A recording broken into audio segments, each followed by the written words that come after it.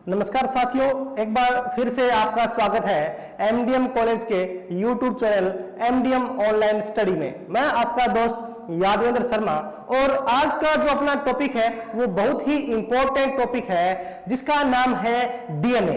तो आज अपने डीएनए के बारे में डिस्कस करेंगे और जानेंगे कि क्या होता है डीएनए, इसका क्या काम होता है, किस प्रकार से इसकी स्ट्रक्चर होती है, उसके बारे में अपने डिटेल से स्टडी करेंगे। इसके साथ साथ में मैं आपको एक चीज और भी कह सकता हूं कि ये डीएनए की क्लास के साथ साथ में एक ट्रिक वाली भी क्लास है, क्योंकि आज अपने जो डीएनए है उसकी स्ट्रक्चर याद रखने की जो ट्रिक होती है उसके बारे में भी अपने बात करेंगे, जिससे आपको प्रॉमिस करता हूं कि कभी भी आप इसके अंदर जो स्ट्रक्चर होती है उन स्ट्रक्चर को नहीं भूलोगे अगर अपने वो ट्रिक पकड़ ली या उसको अपने समझ लिया तो।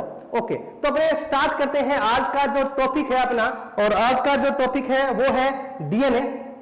तो सबसे पहले अगर मैं बात करूं कि जो डीएनए है उसकी अपने क्या डेफिनेशन दे सकते हैं, क्या परिभाषा दे सकते हैं। इससे पहले जब अपने न्यूक्लिक एसिड अपने स्टार्ट किया था तो अपने कहा था कि nucleic acid have two type and one is DNA and second is RNA. तब अपने कहें कि जो न्यूक्लिक एसिड है उसको अपने कहा था कि जो क्रोमोसोम है वहां से जो क्रोमैटिन रेटिकुलम है वहां से क्या बन रहा था, क्रोमोसोम का निर्माण हो रहा था। फिर अपने कहा था कि जो क्रोमोसोम है उससे किसका निर्माण हो रहा था, डीएनए। तो ये उस क्रोमोसोम का भाग है डीएनए। और अपने को पता है कि डीएनए जो होता है उसके अंदर अपने अंदर जितनी भी जो जेनेटिक इंफॉर्मेशन होती है वो डीएनए के अंदर प्रेजेंट रहती है। इसके साथ साथ में जैसे अब अगर आपकी बात करूं, आप जिस प्रकार की शक्ल आपकी दिख रही है यानी कि आपकी जो आउटर मॉर्फोलॉजी है उसका रीजन क्या है, उसका रीजन डीएनए। यानी कि आपका जो नक्शा है, आपकी जो आंखें हैं, आपके जो कान हैं वो किस पर गए हैं, मम्मी पे गए हैं या पापा पे गए हैं,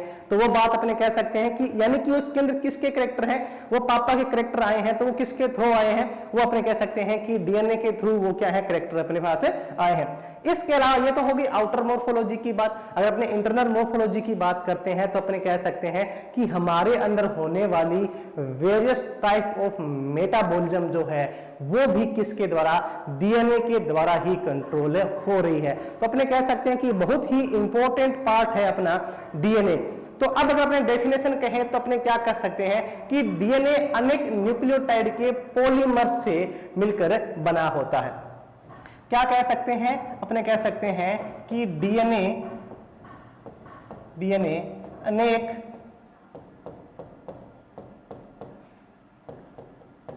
न्यूक्लियोटाइड के पॉलीमर्स से मिलकर बना होता है।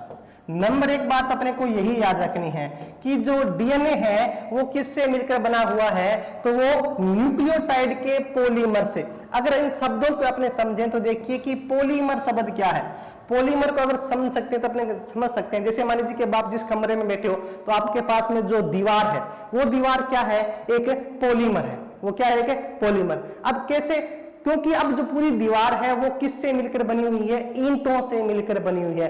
तो जो ईंट है, ईंट को अपने क्या कह सकते हैं, मोनोमर कह सकते हैं कि एक भाग है ईंट। तो ईंट एक मोनोमर है और बहुत सारी जब ईंटें क्या है साथ साथ में जुड़ रही है तो किसका निर्माण हो रहा है, एक वॉल का या दीवार का निर्माण हो रहा है। तो यानी कि जब बहुत सारे मोनोमर इकट्ठे हो जाते हैं तो उसको अपने क्या कह सकते हैं, पॉलीमर कह सकते हैं। अब यहां पर पॉलीमर का अर्थ अपने समझ गए, तो अब न्यूक्लियोटाइड क्या है, अभी थोड़ा सा अपने अगर आप धैर्य रखोगे तो इसके जस्ट बाद में अपने बात करेंगे कि न्यूक्लियोटाइड क्या है, क्योंकि जैसे डीएनए की स्ट्रक्चर में अपने जाएंगे तो वहां पर अपने समझ लेंगे। जब उन चीजों को समझेंगे तो जो न्यूक्लियोटाइड है वो आपके ऑटोमेटिक ही समझ में आएगा। तो एक बार थोड़ा सा इसको साइड में रख दीजिएगा। अभी अपने को ये ध्यान में रखना है कि डीएनए क्या है। तो डीएनए क्या डेफिनेशन याद रखनी है कि अनेक न्यूक्लियोटाइड के पॉलीमर से मिलकर बना हुआ जो होता है वो क्या है, डीएनए होता है। अब प्रत्येक जो न्यूक्लियोटाइड होती है उसमें क्या क्या चीजें होती हैं। अभी अपने कहा था न्यूक्लियोटाइड से मिलकर बना हुआ होता है। अगर मैं कहूं कि जी न्यूक्लियोटाइड क्या है या न्यूक्लियोटाइड किससे मिलकर बना हुआ होता है, तो न्यूक्लियोटाइड बेटा तीन चीजों से मिलकर बना हुआ होता है। तीन चीजें कौन कौन सी है, नंबर एक होती है नाइट्रोजन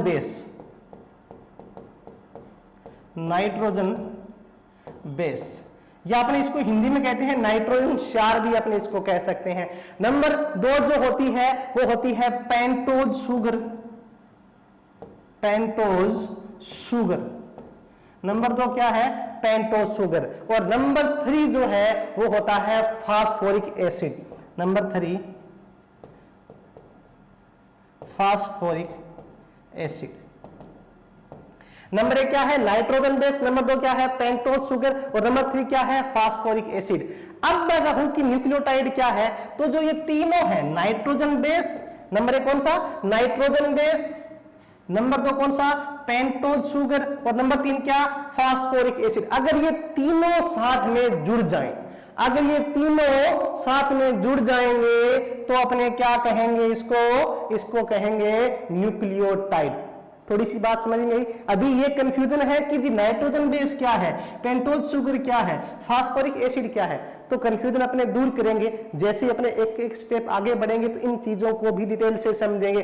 अभी अपने एक बार तो ये समझ में आ गया ना कि न्यूक्लियोटाइड क्या है।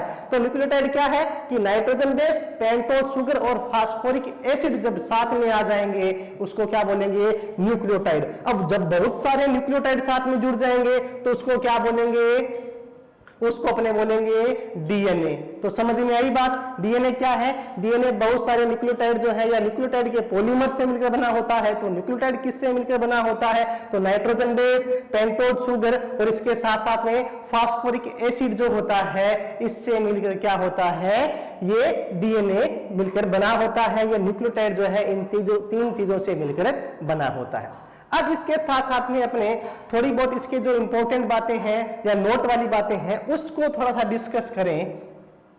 तो अब मैं अगर बताऊं आपको कि इसमें 2-3 चीजें हैं जो आपको नोट में लगाकर ध्यान में रखनी है।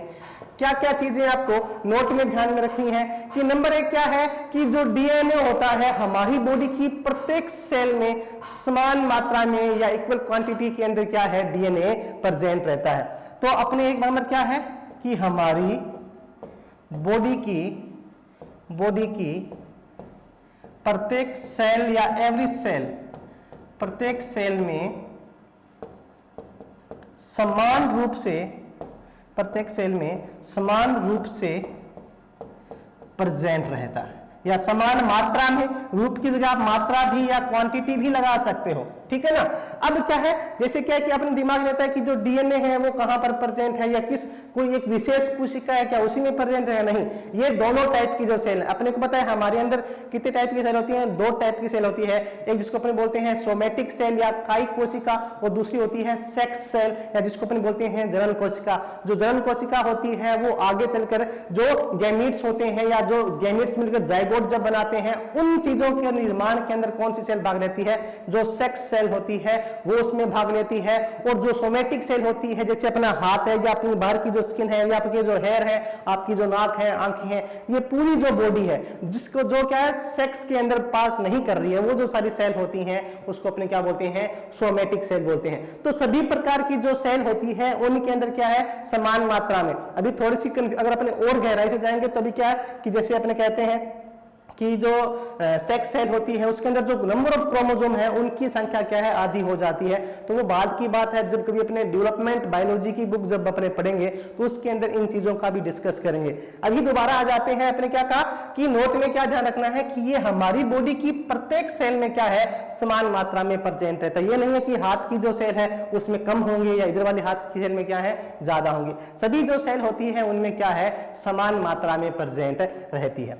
नंबर 2 इसमें क्या है? एक और नोट करने वाली बात है। वो क्या है नोट करने वाली बात? वो ये है कि यह हमारी बॉडी को बनाने का मैप है। जैसे अपने घर बनाते हैं तो घर बनाने के लिए क्या है? नक्शा तैयार करते हैं पहले, है ना, उसके अकॉर्डिंग अपने घर बनाते हैं। उसी प्रकार क्या है कि जो डीएनए होता है, डीएनए क्या है? हमारी बॉडी का क्या होता है? मैप होता है या क्या होता है? ये नक्शा होता है। समझ में आई बात? नक्शा कैसे है? क्योंकि अब जो डीएनए है ये डिसाइड करता है कि आपकी बॉडी की स्ट्रक्चर कैसी होगी। यानी कि अभी हमने पहले ही बात की थी कि हमारी बॉडी कैसी दिखती है, इस चीज का जो पूरा बही खाता है, पूरी डिटेल जो है वो किसके पास में है? वो आपके डीएनए के पास में है। तो अपने कह सकते हैं कि जो डीएनए होता है ये हमारी बॉडी का क्या है? मैप बनाता है या नक्शा बनाता है। इसके बाद में इसके बारे में और जितनी भी बातें हैं, इसके जो फंक्शन वगैरह हैं, वो अपने जब सिग्निफिकेंस ऑफ डीएनए पढ़ेंगे तो वहां पर डिस्कस करेंगे। अब अपने आगे बढ़ते हैं, इसकी स्ट्रक्चर के अंदर जब जाते हैं तो स्ट्रक्चर में अपने देखते हैं क्या चीज। अब अपने बात की थी कि जो डीएनए है वो उसमें अपने कहा था कि जो डीएनए होता है या डीएनए के अंदर जो न्यूक्लियोटाइड से मिलकर बना होता है, अपने कहा था कि न्यूक्लियोटाइड जो होते हैं या जो न्यूक्लियोटाइड जो होते हैं वो नाइट्रोजन बेस, पेंटोज शुगर और फास्फोरिक एसिड जो होते हैं उससे मिलकर बना होता है। तो अब इसके अंदर अपने जब एंटर करेंगे तो अपने एक एक चीज को पढ़ेंगे। नंबर एक क्या है? नाइट्रोजन बेस जो है उसको अपने डिस्कस करेंगे कि नाइट्रोजन बेस क्या है। नाइट्रोजन बेस या जो नाइट्रोजन क्षार जो होते हैं उनकी अगर मैं बात करूं तो जो न्यूक्लिक एसिड होते हैं, nucleic acid has 2 type of nitrogen base. Nucleic acid जो होते हैं उनके पास में या उनके अंदर 2 टाइप के नाइट्रोजन बेस प्रेजेंट रहते हैं। अब अगर अपने बात करते हैं कि which type of nitrogen base या कौन कौन से ऐसे हैं, तो नंबर 1 इसके अंदर होता है प्यूरिन। नंबर 1 कौन सा होता है? प्यूरिन। और नंबर 2 जो होता है वो होता है पाइरिमिडीन।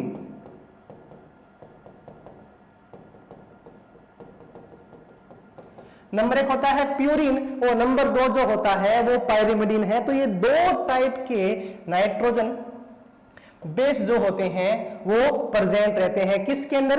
ये है न्यूक्लिक एसिड के अंदर, अभी डीएनए के अंदर नहीं है। न्यूक्लिक एसिड जो होता है, न्यूक्लिक एसिड में अपने डीएनए और आरएनए दोनों टाइप की बात की थी। अब जो न्यूक्लिक एसिड होते हैं उसमें डीएनए और आरएनए दोनों के अंदर क्या है? प्यूरिन और पाइरिमिडीन आपको मिल जाएंगे। इसके सब टाइप की बात करते हैं आगे ये, और इसके सब टाइप आएंगे तो वहां पर थोड़ा सा डिफरेंस आ जाता है आरएनए और डीएनए के अंदर। वो जब अपने आगे जाएंगे तो इन चीजों को भी समझ लेंगे। अभी क्या है? तो नंबर 1 कौन सा था इसका टाइप? प्यूरिन। और नंबर 2 जो था वो कौन सा था? पाइरिमिडीन। अब जो प्यूरिन है इसकी अगर मैं बात करूं कि जो प्यूरिन होता है ये कैसी स्ट्रक्चर होती है या किस प्रकार का होता है, तो प्यूरिन यह 9 कार्बन और नाइट्रोजन वाली एरोमेटिक हेटेरोजीनस चेन होती है। अगर मैं कहूं कि जो प्यूरिन है, प्यूरिन के क्या कैरेक्टर होते हैं या प्यूरिन की क्या विशेषता होती है, तो यह 9 कार्बन व नाइट्रोजन वाली एरोमेटिक हेटेरोजीनस चेन होती है या श्रृंखला होती है। क्या है ये? 9 कार्बन और नाइट्रोजन वाली हेटेरोजीनस क्या होती है? ये चेन होती है या एरोमेटिक हेटेरोजीनस चेन होती है। और इसमें 2 रिंग वाली नाइट्रोजन यौगिक जो होते हैं वो प्रेजेंट रहते हैं। अपन ये भी कह सकते हैं कि यह 2 रिंग वाली नाइट्रोजन युक्त चेन होती है। नाइट्रोजन युक्त चेन होती है। अपने क्या कह सकते हैं कि यह 2 रिंग वाली, ये क्या है? यह 2 रिंग वाली नाइट्रोजन युक्त क्या होती है? चेन होती है। यानी कि इसके अंदर क्या प्रेजेंट रहता है? नाइट्रोजन प्रेजेंट रहता है। इसके कारण इसको नाइट्रोजनस हेटेरोजीनस चेन भी अपने कह सकते हैं, या अपने यूं भी कह सकते हैं कि ये 9 कार्बन और नाइट्रोजन वाली एरोमेटिक हेटेरोजीनस चेन होती है। एरोमेटिक हेटेरोजीनस चेन होती है। इस बात को क्या है अपने थोड़ा सा ध्यान में रखना है। अब अगर मैं बात करूं कि जो प्यूरिन है, प्यूरिन को फिर से क्या है, कितने भागों में? प्यूरिन को क्या है? 2 भागों में डिवाइड कर सकते हैं। इसके क्या है? 2 पार्ट होते हैं। प्यूरिन के कितने भाग होते हैं? 2 भाग होते हैं। एक इसका होता है एडेनिन, एक होता है एडेनिन, और दूसरा इसका होता है ग्वानिन। आपने नाम सुने होंगे 12th के अंदर या 11th के अंदर, आपने इन चीजों को पढ़ा भी होगा, लेकिन अपने क्या है स्ट्रक्चर इनकी याद नहीं रहती, इनका ये अपने इसको फंक्शन नहीं समझ पाते। तो आपको प्रॉमिस करता हूं कि अगर अपने थोड़ा सा इस वीडियो को आप पूरा देखना, और पूरा देखने के बाद में आपको इसकी स्ट्रक्चर हमेशा याद रहेगी, कभी नहीं भूलोगे। तो आपने क्या कहा था कि जो नाइट्रोजन बेस है उसके कितने टाइप है, नाइट्रोजन बेस है वो 2 टाइप, 2 टाइप की बात की थी। नंबर 1 कौन सा था, प्यूरिन, और नंबर 2 कौन सा था, पायरिमिडिन।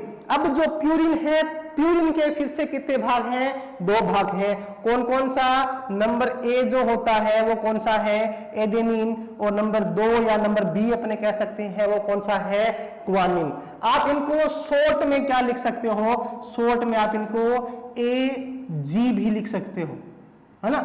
मम्मी बोलते हैं ना पापा को, AG सुनो जी, है ना, तो वही वाली बात है, AG सुनो जी।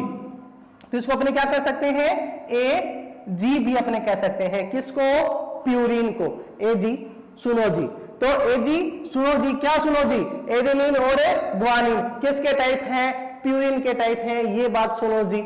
उसके बाद में क्या है कि जो प्यूरिन है वो किसका टाइप है, तो वो नाइट्रोजन बेस जो है उसका टाइप है। और नाइट्रोजन बेस अपने को पता है कि जो न्यूक्लिक एसिड जो होते हैं, आपने कहते हैं कि जो डीएनए जो होता है, डीएनए और जो आरएनए होता है, उसकी जब स्ट्रक्चर बनती है तो उसके अंदर नाइट्रोजन बेस जो होता है वो इंपॉर्टेंट रोल प्ले करने का काम करता है। इसमें क्या है कि जो 2 न्यूक्लियोटाइड होते हैं वो जब आपस में बॉन्ड करते हैं तो आपस में बॉन्ड कौन से बॉन्ड के द्वारा, वो पॉली जो एस्टर बॉन्ड होता है, पॉली डाइएस्टर बॉन्ड जो होता है, पॉली डाइएस्टर बॉन्ड के द्वारा वो आपस में बॉन्डिंग करते हैं। वो बात की जब अपन स्ट्रक्चर पढ़ेंगे, जब भी वॉटसन और एचएफसी क्रिक मॉडल पढ़ेंगे तो वहां पर इस बात को समझेंगे। अभी अपने को समझना है कि एडेनिन और ग्वानिन, आपने कहा कि इसके 2 टाइप है जी, ठीक है, मान लिया एडेनिन और ग्वानिन इसके 2 टाइप है। अब इसको एडेनिन और ग्वानिन में क्या डिफरेंस है, इसमें क्या अंतर आता है, तो एडेनिन और जो ग्वानिन है उसकी स्ट्रक्चर में क्या है अंतर होता है। तो सबसे पहले स्ट्रक्चर अगर आपको बनानी है तो आपको एक स्टेप याद रखना है। वो स्टेप अगर आप याद रखोगे तो कोई भी प्यूरिन स्ट्रक्चर हो और कोई भी पायरिमिडिन स्ट्रक्चर हो, आपको क्या है वो याद हो जाएगी, आप कभी भी नहीं भूलोगे। अभी अपने बात की थी कि जो प्यूरिन है, अपने कहा था कि ये 9 कार्बन और नाइट्रोजन वाली, और अपने कहा था कि ये 2 रिंग वाली नाइट्रोजनस चेन होती है, चेन किसमें 2 रिंग होगी। तो प्यूरिन को बनाने के लिए अपने क्या करते हैं, क्या आपको करना है, सबसे पहले आपको ऊपर लिखना है यहां पर है कार्बन, सबसे पहले क्या लिखना है, कार्बन। फिर अपने को इस प्रकार से 2 लाइनें खींचनी है, फिर क्या लिखना है, फिर लिखना है अपने को नाइट्रोजन, फिर क्या लिखना है, फिर कार्बन, फिर कार्बन, फिर कार्बन, फिर क्या लिखना है, नाइट्रोजन। इत्यादि जो स्केलेटन है वो आपको बनाना ही बनाना है। भले ही आप कोई भी प्यूरिन यानी कि एडेनिन या ग्वानिन बना रहे हो, भले ही कोई भी आप पायरिमिडिन जो है, थाइमिन, साइटोसिन और यूरेसिल, किसी का भी आप स्केलेटन बना रहे हो, किसी की भी स्ट्रक्चर बना रहे हो, आपको ये चीज तो बनानी ही बनानी है। क्या बनाना है, सबसे पहले क्या लिखना है, ऊपर सबसे ऊपर लिखना है कार्बन। अगर यहां पर लिख रहा हूं मैं, देखो यहां पर सबसे पहले कार्बन लिखिएगा, फिर क्या लिखना है, फिर लिखना है नाइट्रोजन, फिर इधर इसके साथ में कार्बन, फिर यहां पे कार्बन, कार्बन, यहां पर नाइट्रोजन। इतनी चीज अपने को लिखनी है। और ये भले ही कोई सा हो, भले ही एडेनिन हो, भले ही ग्वानिन हो, भले ही थाइमिन हो, भले ही साइटोसिन हो और भले ही यूरेसिल हो, कोई भी हो, अपने को सबसे पहले ये स्केलेटन बनाना ही बनाना है। अब अपने बात की थी कि जो प्यूरिन है वो 2 रिंग वाला है, तो अब क्या करेंगे, यहां पर जैसे कार्बन था तो अब ये जो कार्बन है यहां पर अपने क्या लगाएंगे, नाइट्रोजन, फिर कार्बन, फिर नाइट्रोजन। बस इतना सा स्केलेटन बनाना है अपने को, किसके अंदर, प्यूरिन में। और दोनों ही प्यूरिन, भले ही एडेनिन हो भले ही ग्वानिन हो, इतनी चीज तो अपने को लिखनी ही लिखनी है, भले ही कुछ भी हो जाए, इतनी चीज अपने को लिखनी है। इसके बाद में आगे जो चेंज आता है वहां पर अपने को ध्यान देना है। इतनी चीज आप बनाओगे तो आपके आधे मार्क तो वहीं पर आ जाएंगे।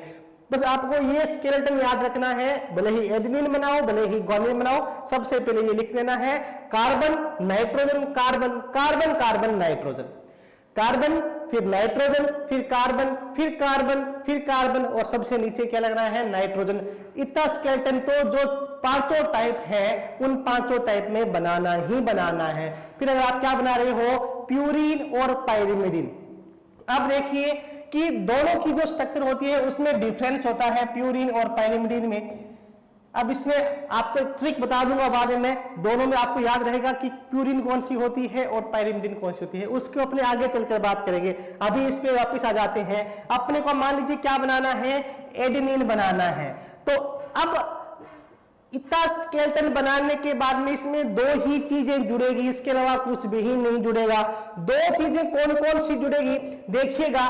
नंबर एक तो होता है NH2 जो ग्रुप है, ये ग्रुप यानी कि एमिनो जो ग्रुप है ये ग्रुप जुड़ेगा। और एक क्या जुड़ सकता है, डबल बॉन्ड O, यानी कि जो ऑक्सो ग्रुप है ये चीज जुड़ सकती है। ये दो ही चीज जुड़ेगी, भले वो कहीं पर भी जुड़े वो अपने बाद की बात है। अभी अपने को यह ध्यान रखना है कि कोई भी स्केलेटन आप बनाओ तो ये दो ही चीज जुड़ेगी। कौन कौन सी, NH2 जुड़ सकता है या क्या जुड़ सकता है, जो ऑक्सीजन ग्रुप है या ऑक्सो जो ग्रुप है, डबल बॉन्ड O, ये चीज जुड़ेगी, इसके अलावा कुछ भी नहीं जुड़ेगा। अब अपने देखते हैं कि जो अभी अपने एडेनिन की बात की थी, एडेनिन के अंदर क्या क्या चीजें जुड़ सकती है। देखिए एडेनिन में क्या जुड़ सकता है कि ए से क्या है एडेनिन और ए से क्या है एमाइनो। ए से क्या है एडेनिन और ए से क्या है एमाइनो। तो अब देखिए एडेनिन और एमाइनो, एमाइनो ए से और ए से क्या है एडेनिन है। तो अब क्या होगा कि ये जो ग्रुप है, कार्बन जो नंबर एक सबसे पहले लिखा था, इस पर अपने क्या लगा देना है, NH2 लगा देना है। बस इतना सा ही करना है अपने को। उसके बाद में क्या करना है, देखिए जो एडेनिन है इसके अंदर और कुछ भी अपने को ऐड नहीं करना है। ए से एडेनिन और ए से ही अमाइनो। और अभी अपने बात की थी कि दो ही चीज जोड़नी है अपने को, क्या क्या, एक तो NH2 ग्रुप जुड़ सकता है या क्या जुड़ सकता है, डबल बॉन्ड O। जो ऑक्सो ग्रुप है वो ऑक्सो ग्रुप क्या है इसके अंदर ऐड हो सकता है, इसके अलावा कुछ भी ऐड नहीं होगा। एडेनिन में केवल और केवल क्या जुड़ेगा, एमाइनो ग्रुप जुड़ेगा। वो कहां जुड़ेगा, सबसे पहले आपने कार्बन लगाया था उस कार्बन के ऊपर। अब दूसरी चीज इसमें क्या करनी है, देखिए दूसरी चीज इसमें अंदर अपने को ये करनी है कि इनकी संयोजकता कंप्लीट करनी है। इनकी क्या करनी है, संयोजकता कंप्लीट करनी है। और संयोजकता किसकी कितनी करनी है, देखिए कार्बन की तो करनी है अपने को 4 और नाइट्रोजन जो है उसकी करनी है 3। इस बात का भी ध्यान में रखना है। क्या, कार्बन की कितनी करनी है 4, नाइट्रोजन की कितनी करनी है 3 करनी है, इसके अलावा कुछ भी नहीं करना। अब देखिए इस कार्बन की चेक कीजिए, 1 नंबर कार्बन जो है यहां पर देखिए कि यहां पर कितना है, एक सिंगल बॉन्ड ये रहा, एक ये रहा और एक ये रहा, यानी कि यहां पर 3 है, इसकी कितनी करनी है अपने को 4 करनी है। अब देखिए यहां पर एक डबल बॉन्ड लगा दीजिएगा। अब देखिए इसकी पूरी होगी ना 4, 1 2 3 और 4 इसकी पूरी होगी। अब इस नाइट्रोजन पे आते हैं, नाइट्रोजन को अपने कितनी करनी है 3 करनी है। तो देखिएगा 1 2 और 3 इस नाइट्रोजन की पूरी है, इसको नहीं हिलाना है। अब देखिए कि ये जो कार्बन है इस कार्बन की कितनी करनी है अपने को, कार्बन की 4 करनी है। तो यहां पर कितनी है 1 2 है। तो अब सबसे पहले क्या करना है, यहां पर एक डबल बॉन्ड लगाना होगा। तो यहां पर डबल बॉन्ड लगा सकते हैं, यहां पर नहीं लगा सकते, क्यों, क्योंकि पहले से ही नाइट्रोजन की 3 पूरी कर दी अपने, तो यहां पर नहीं लगा सकते, यहां पर लगा सकते हैं। अब कितनी बच गई, 1 बच गई। तो यहां पर अपने को क्या जोड़ना है, एक हाइड्रोजन जोड़ना है, इसके अलावा कुछ भी नहीं करना। अब यहां पर आ जाओ इस नाइट्रोजन पे, नाइट्रोजन की कितनी करनी है अपने को 3 करनी है। चेक कीजिएगा कितनी है 1 2 3 पूरी है, कुछ भी नहीं करना। यहां पर आ जाइए, यहां पर आते हैं तो अब क्या करना है, देखिए एक कार्बन ये रहा और एक कार्बन ये, दोनों ही कार्बन है। तो कार्बन की कितनी होनी चाहिए 4 होनी चाहिए। चेक कीजिएगा कितनी है, इसकी 1 2 3, इसकी चेक कीजिएगा 1 2 3, यानी कि अगर अपने एक डबल बॉन्ड लगा दें या यहां पर एक बॉन्ड लगा दें इस जगह, तो इसकी भी 4 पूरी हो गई और इसकी भी 4 पूरी हो गई। अब आते हैं इस नाइट्रोजन पे, देखिए 1 2 कितनी करनी है अपने को 3 करनी है, 1 रह रही है तो यहां पर डबल बॉन्ड लगा दीजिए, ये हो गया 3 पूरी हो गई। इस कार्बन पे आइए, अब देखिए 1 2 3 एक बच रही है, तो यहाँ पर अपने को क्या जोड़ना है, एक हाइड्रोजन जोड़ना है। अब यहाँ पर आइए, यहाँ पर देखिए इस नाइट्रोजन कितनी है, 1 2 ही है, पूरी कितनी करनी है अपने को, 3 करनी है। तो अपने क्या करेंगे, यहाँ पर क्या जोड़ देंगे, एक हाइड्रोजन जो है उस हाइड्रोजन को अपने जोड़ देते हैं। और ये जो स्केलेटन अपने को प्राप्त होता है इसको क्या बोलते हैं, इसको एडेनिन कहा जाता है। इसको क्या बोलते हैं, एडेनिन। ए से एडेनिन, ए से ही एमिनो ग्रुप इस पे जुड़ेगा और कुछ भी इस पे नहीं ऐड करना है या कुछ भी अपने को नहीं जोड़ना है। अब इसको क्या है, नामकरण करते हैं। नामकरण करने से पहले क्या अपने करने पड़ेगा कि सबसे पहले अपने को इसका नंबर देना पड़ेगा। तो नंबर कहां से दीजिएगा, ये जो नाइट्रोजन है, सबसे पहले आपने जो नाइट्रोजन लिखा था यहां पर सबसे पहला नंबर स्टार्ट करना है, ये नंबर 1 हो गया। और एक बात और भी ध्यान में रखनी है, क्या कि प्यूरिन जो है इसकी जब भी आपको नंबरिंग करोगे एंटी क्लॉकवाइज करनी है, क्लॉकवाइज नहीं करनी है। क्लॉकवाइज किसकी करनी है, जो पाइरिमिडीन होता है उसकी क्लॉकवाइज नंबरिंग करनी है। और जो प्यूरिन ग्रुप है उसकी जो नंबरिंग अपने करेंगे वो हमेशा ही एंटी क्लॉकवाइज होगी। अब देखिए number 1, number 2, number 3, number 4, number 5, number 6, यहां पर नंबर 7, नंबर 8 और ये रहा नंबर 9। और अपने जब स्टार्ट किया तो अपने बात की थी कि जो प्यूरिन होती है उसकी क्या विशेषता होती है, अपने कहा था कि जो प्यूरिन है वो क्या है, 9 कार्बन व नाइट्रोजन वाली एरोमेटिक हेटेरोजीनस चेन होती है। तो इसमें देखिए नाइट्रोजन है कि नहीं है, ये रहा नाइट्रोजन, ये रहा नाइट्रोजन, एक ये रहा, दूसरा नाइट्रोजन, एक ये रहा, एक ये रहा, एक ये रहा, नाइट्रोजन प्रेजेंट है। इसका मतलब अपने क्या कह सकते हैं, इसका मतलब अपने कह सकते हैं कि ये नाइट्रोजनस चेन है, 2 रिंग वाली नाइट्रोजनस चेन है। यहां पर नाइट्रोजन ये कंफर्म करता है। अब आपसे वो क्या पूछ सकता है, कंपटीशन की बात करें तो वो आपसे पूछ सकता है कि जी प्यूरिन जो है या जो एडेनिन जो है, एडेनिन के अंदर नाइट्रोजन की पोजीशन कौन कौन सी होती है। तो एडेनिन में नाइट्रोजन की नंबर 1, नंबर 3, नंबर 7 और नंबर 9 जो पोजीशन होता है यहां पर क्या प्रेजेंट रहता है, यहां पर हमेशा ही नाइट्रोजन प्रेजेंट रहता है।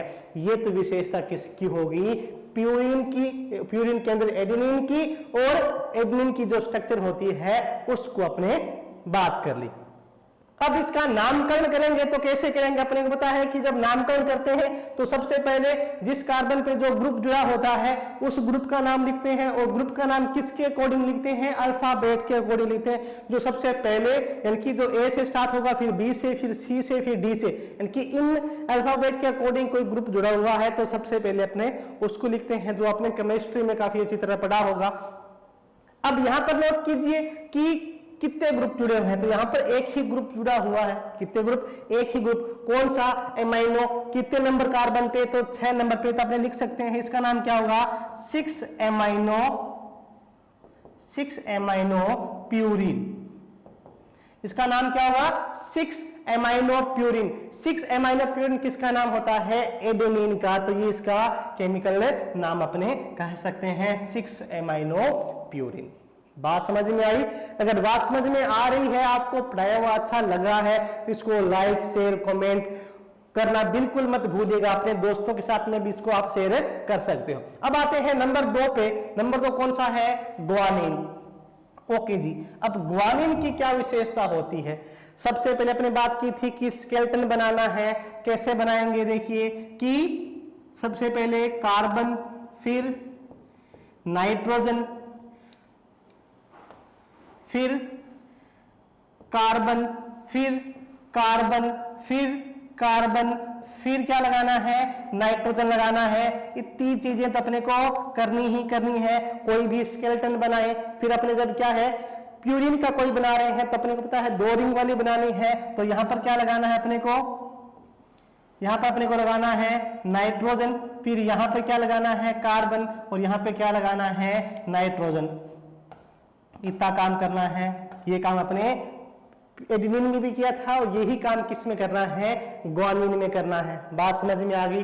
अब जो ग्वानिन है, अब ग्वानिन की क्या विशेषता होगी कि अब इसमें अपने क्या ऐड करना है। तो ग्वानिन में जहां पर अपने एडेनिन में एमिनो ग्रुप ऐड किया था वहां पर अपने क्या कर देंगे, यहां पर डबल बॉन्ड लगा के ओ लिख देंगे, यानी कि ऑक्सो ग्रुप ऐड कर देंगे। कहां पर, जहां पर अपने एडेनिन में एमिनो ग्रुप ऐड किया था, और यहां पर जो नंबर 2 पोजीशन है उस पे क्या ऐड कर देंगे, यहां पर अपने उसके ऊपर अपने ऐड कर देंगे, उसके ऊपर अपने ऐड कर देंगे जो एमाइनो ग्रुप है उस एमाइनो ग्रुप को अपने ऐड कर देंगे NH2। इतना ही काम करना है और कुछ भी नहीं करना। अपने को पता, अपने पहले भी बात की थी कि 2 ही चीज ऐड करनी है, एक ऑक्सो ग्रुप और एक क्या ऐड करना है, एमाइनो ग्रुप ऐड करना है। अब अपने को क्या करना है, इसकी संयोजकता पूरी करनी है, और अपने कहा था कार्बन की 4 करनी है, नाइट्रोजन की 3 करनी है, इसके अलावा अपने को कुछ भी नहीं करना। अब करते हैं, देखिए इस कार्बन की चेक कीजिए, नंबर 1 2 3 4 इस कार्बन की पूरी है, बिल्कुल भी नहीं हिलाना है। नाइट्रोजन की देखिए कितनी करनी है, अपने को 4 करनी है, 3 करनी है, तो 1 और 2 अगर पूरी करें तो तीसरी कहां से होगी, तो तीसरी देखो यहां पर होगी। अगर अपने क्या करेंगे, यहां पर एक हाइड्रोजन जोड़ देते हैं तो कितनी होगी, इसकी 3 पूरी होगी। कार्बन पे आते हैं, देखिएगा 1 2 3 ही है, कितनी करनी है अपने को, 4 करनी है, तो अपने क्या कर देंगे, यहां पर एक बॉन्ड लगा देंगे, 4 पूरी होगी। इस नाइट्रोजन की चेक कीजिए, 1 2 3 इन दोनों कार्बन के बीच में आंख बंद करके अपने को एक बॉन्ड लगा देना है। अब इस कार्बन की चेक कीजिए, 1 2 3 4 पूरी है, इस कार्बन की 1 2 3 4 पूरी है। इस नाइट्रोजन पे आते हैं, 1 2 पूरी अपने करनी कितनी है, 3 करनी है, तो 1 कम रह रही है, यहां पर अपने बॉन्ड लगा देते हैं, कितनी होगी, 3 पूरी होगी। इस कार्बन की चेक कीजिएगा, 1 2 3 यहां पर एक हाइड्रोजन लगा दीजिए, 4 पूरी होगी। इस कार्बन नाइट्रोजन की चेक कीजिए, 1 2 1 कम पड़ रहा है, तो एक हाइड्रोजन ऐड कर दीजिएगा। ये जो स्केलेटन आपको मिल गई, इससे किसकी है, ये है ग्वानिन की, जिसको अपने किससे शो करते हैं, जिसको अपने G से शो करते हैं। बिल्कुल इजी है, कुछ भी नहीं है इसके अंदर। थोड़ा सा अपने को ध्यान में रखना है, बस एक ट्रिक समझनी है कि सबसे पहले carbon nitrogen carbon, carbon carbon nitrogen, फिर नाइट्रोजन कार्बन नाइट्रोजन, इतनी चीज लिखनी है और 2 ही चीजें जोड़नी है, एमिनो और ऑक्सो ग्रुप जोड़ना है। उसके बाद में कार्बन की 3 संयोजकता पूरी करनी है, कार्बन की 4 करनी है, और नाइट्रोजन कितनी करनी है, 3 संयोजकता पूरी करनी है। बस स्केलेटन बन गया। एडेनिन ए से एमिनो सबसे पहले जुड़ेगा ग्वानिन में, जहां पर एमिनो जोड़ा था वहां पर ऑक्सो जोड़ देंगे, और 3 नंबर जो कार्बन होगा उस पर क्या जोड़ देंगे, एमिनो ग्रुप जोड़ देंगे। अब नंबरिंग कैसे करेंगे, जैसे एडेनिन की थी एंटी क्लॉकवाइज, इस नाइट्रोजन से स्टार्ट करेंगे, number 1 number 2 number 3 number 4 number 5 number 6 number 7 number 8 और नंबर 9, ये कंप्लीट हो गया। ठीक है, अब इसका नामकरण करते हैं। देखिए अभी अपने बात की थी कि अल्फाबेट के अकॉर्डिंग सबसे पहले आता है उसका नाम, तो नंबर एमिनो पहले आता है कि ऑक्सो पहले आता है, ए पहले आता है कि ओ पहले आता है, ए, तो क्या लिखेंगे, कितने नंबर पे है, 2 नंबर, 2 एमिनो 6 ऑक्सो प्यूरिन, और कुछ भी ऐड नहीं है इस 2 चीज के अलावा, तो 2 एमिनो 6 ऑक्सो प्यूरिन, ये इसका केमिकल नाम हो जाएगा। उसके अलावा आपको कुछ भी नहीं करना। तो आज अपने क्या सीखा है, आज अपने सीखा है प्यूरिन की स्ट्रक्चर कैसे बनाते हैं। अपनी जो नेक्स्ट क्लास होगी उसके अंदर अपने सीखेंगे पाइरिमिडीन क्या होता है, और पाइरिमिडीन की जो स्ट्रक्चर होती है वो कैसे बनती है, उसका भी मैं आपको ट्रिक बता दूंगा। जैसे यहां पर अपने बात की थी, वहां पर भी आपको ट्रिक बताऊंगा, उस ट्रिक को ध्यान में रखना है, स्ट्रक्चर अपने आप याद हो जाएगी, कुछ भी अपने को वहां पर नहीं करना। 2 ही बातें, एक बात अपने आज सीख ली है कि स्केलेटन कैसे बनाना है, उसके बाद में जो थायमिन, साइटोसिन और यूरेसिल, इनमें क्या क्या चीजें आती हैं उनको याद रखने की ट्रिक क्या है, उस ट्रिक की अपने बात करेंगे। तो आज के लिए इतना ही, बहुत बहुत धन्यवाद। जय हिंद, जय भारत।